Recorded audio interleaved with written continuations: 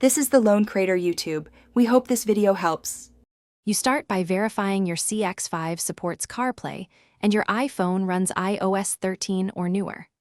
Once done, connect a certified Lightning cable to the USB port marked CarPlay or smartphone.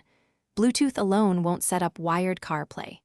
Make sure Bluetooth, Wi-Fi, and location services are enabled on the phone and unlock the device when prompted. This ensures the vehicle and phone can discover each other and exchange the initial pairing data required to activate Apple CarPlay.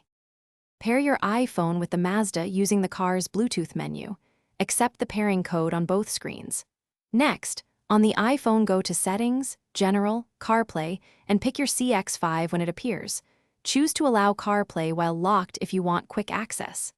In the Mazda infotainment system, accept any prompts to allow smartphone connections and grant permissions for contacts and messaging.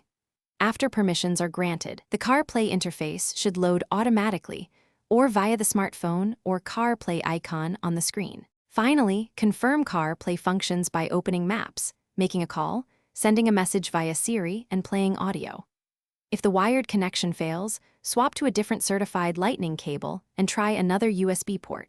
Some ports provide data while others supply only charging.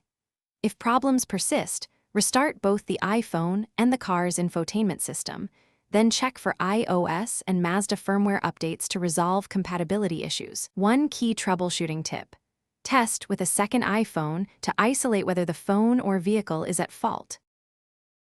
Thanks for watching. Consider subscribing if we helped you.